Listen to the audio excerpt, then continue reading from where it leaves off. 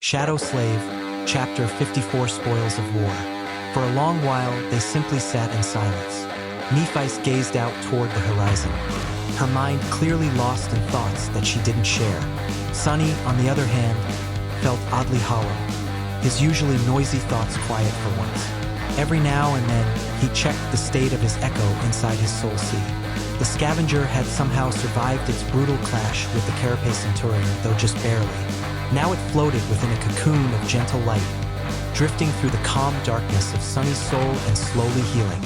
As long as an echo managed to retreat into its master's soul sea while still alive, it would eventually recover from any injury.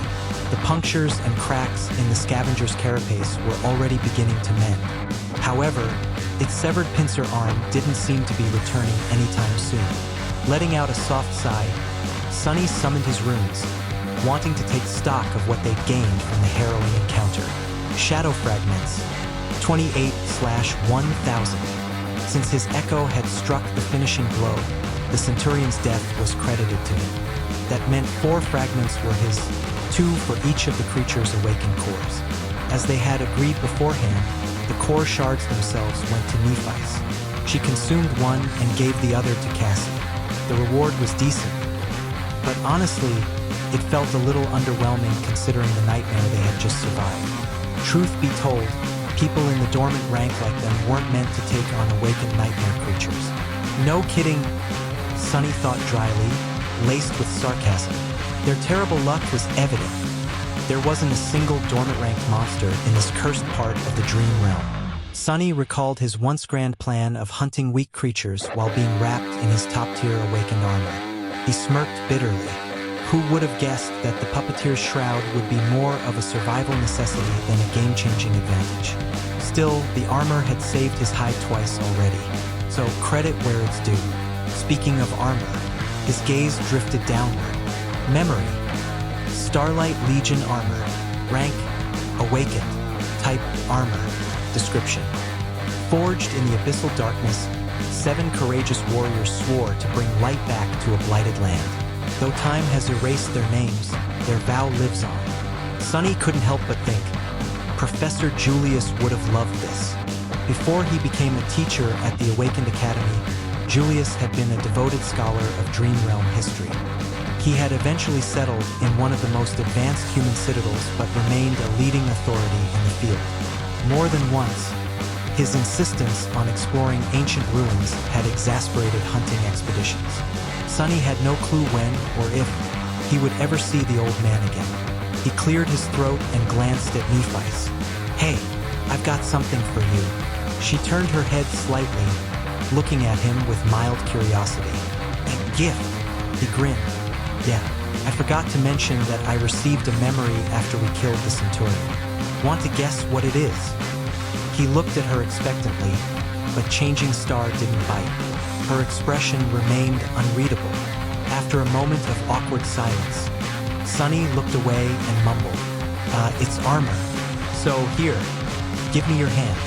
To transfer a memory, physical contact was needed. Otherwise, Sunny would have gladly avoided it. There'd been far too much accidental closeness already, more than his nerves were comfortable with. Honestly, the experience of her healing flame invading his body had felt oddly intimate. Not to mention the lingering memory of her gentle touch. Not that he was in any condition to focus on those thoughts back then. Keeping her eyes on him, Nephice slowly extended her hand. Sunny quickly took it, eager to get this over with. Her hand was soft and cool. Trying to remain focused, Sunny willed the Starlight Legion armor out of his soul sea. One of the orbiting orbs of light around his shadow core vanished. A jolt, like a tiny spark of energy, shot through his body and into Nephice. She blinked and withdrew her hand. Then she stood up, walked a short distance from the cliff's edge, and summoned the memory. Bright motes of light danced around her. In a heartbeat, they condensed into a skin-tight black bodysuit made of some unfamiliar, tough material, similar to the seaweed that blanketed the surrounding terrain. After that, sleek white armor plates began to form over the suit. Greaves, vambraces, shoulder plates, thigh guards, boots. One after another, each piece locked into place. Lastly, a breastplate adorned with the engraving of 7 radiant stars appeared on her torso, ending just high enough to give her maximum mobility. A helmet with a white plume followed soon after. The star insignia matched those carved into the statue of the ancient knight they had seen earlier. The armor was elegant and light. It offered both protection and grace, functional yet flattering. The contrast of black and white made her figure even more striking.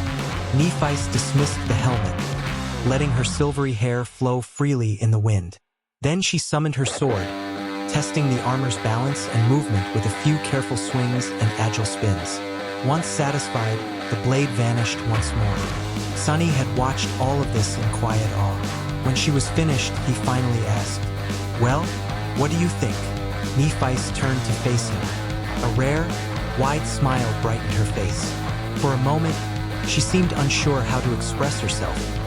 Then she answered softly, "Much better." Sunny exhaled with relief.